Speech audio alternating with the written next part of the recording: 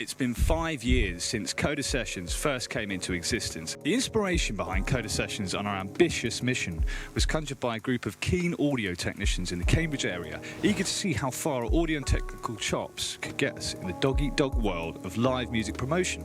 We were lucky enough to be operating within a fantastic and diverse musical community, readily catering for many genres and styles of live performance. At the end of March 2018, we did a production trial for an incredible band called Vel's Trio, an exclusive late-night promotion by Pete Edwards, who runs Warning, known as Late Junction, on the Easter Bank holiday. We decided that this was a great way to start capturing events and would give us and artists leverage for future performances, events, press materials, and all kinds of things.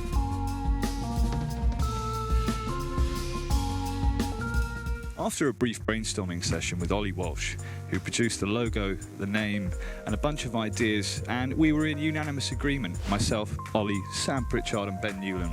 We were all working together with concepts and event plans and ideas for Coda Sessions that we could try out. We decided with a house band and a compere as a way to host the events and keep a consistent theme throughout. I've managed to build an interest with a very vibrant act called Release the Chimps as a headline slot, and a good working colleague, a phenomenal Delta blues performer, Tom Colborne, as the supporting act. This would be the backbone of the first potential event. As the cherry on top, I got in touch with an old friend called Mason, who agreed to host and compare some of our events with his charismatic demeanour. I booked our first event at the Blue Moon for the 26th of October 2018 and began arranging social media and flyer campaigns. This began to get the ball rolling, and the next thing to consider was to deliver on our technical promises. We had arrangements with Ben Newland to use his Overkill PA system, whilst myself and Ollie would provide cameras and microphones and other theatrical set to dress the events. After some pretty amusing moments and a lot of last-minute hard work, we managed to pull the first event off with a reasonable turnout. I scouted for available bookings in the remaining months of 2018 and managed to secure an event at the end of November and 2 bookings for the end of December. For these subsequent bookings, we featured artists such as Kainos, Outside Kings, Will Cooper Trio and Max Bianco, all popular acts with new releases during that period that were a fantastic accompaniment to the Coda Sessions theme. Although, as a team, we still struggled to juggle the enormous amounts of technical production and multimedia management. The final chapter of 2018 saw the first Groove Attack-themed event happen on the weekend between Christmas and New Year's. I booked 2 inspirational hip-hop outfits, Trey 4 and Jaya, with myself and Ollie closing the night. Definitely an interesting way to send off the first year. After communicating with absolute legend Rob Tinkler, popular culture manager at Cambridge Junction, I've been able to discuss booking arrangements and suitability of hosting an event on the 25th of April 2019. Our first event of the year in March was approaching. We had an upcoming folk act, Camiseo, and fingerstyle genius David Youngs.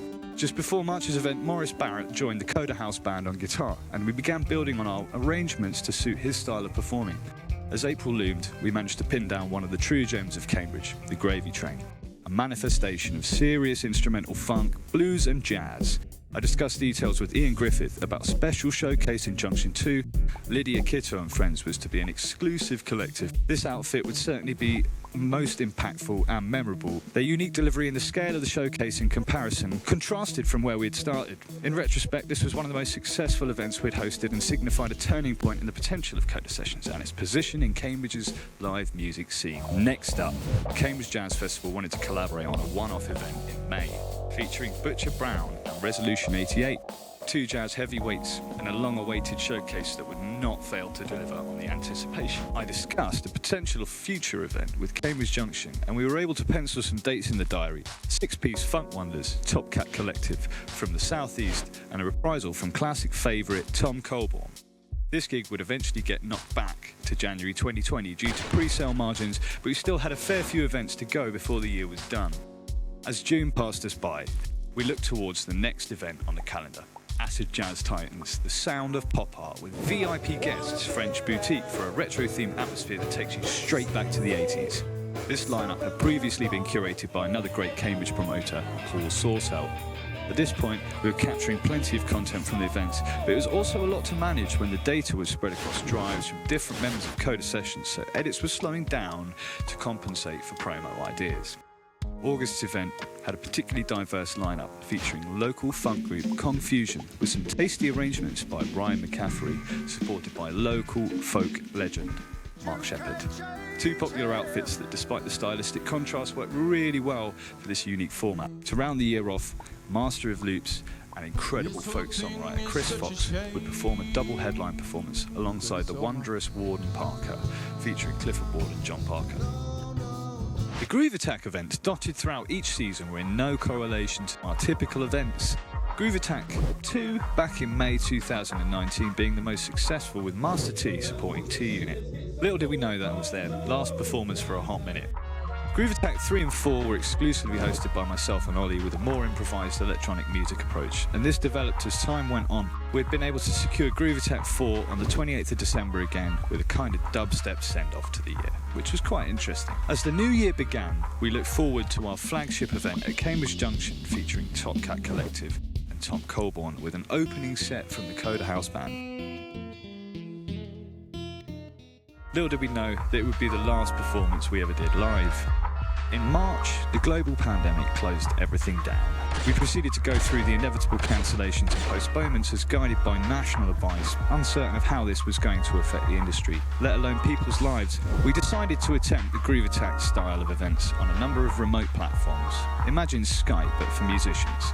Another element that myself and Ollie began to focus quite heavily on was the intricate art of capturing and framing good visuals with higher spec cameras as a way to develop our technical skill sets at a time when multimedia content was becoming an essential medium for most people. We published some of the lockdown missions on Coda Sessions YouTube channel as a way to experiment with sequencing and shooting both prescriptively and spontaneously, whilst entailing minimalist stories of solitude in the locale of Cambridge. We finally managed to book Groove Attack 5 at the Blue Moon in August 2021 for a 3-part electronic hybrid showcase that would also be live streamed. A great returning event with a small number of technical hiccups that would keep us on our toes, but nothing serious. The remaining events took place between January and May as the final 2 instalments of a fairly refined display of down-tempo, deep house and trip-hop that was led and headlined by Ollie as Temporal Form. These events gave us some decent opportunities to show off our new musical chops as well as our new camera gear and skills as hybrid events, aided by Tom Colborne and Tom Anderson with production elements. We've had a most recent event on the August bank holiday weekend which should be online, so feel free to check it out. I apologise if I've been overly brief with some of the elements and artists that participated in our journey, but 5 years is a lot to cram into 15-20 minutes.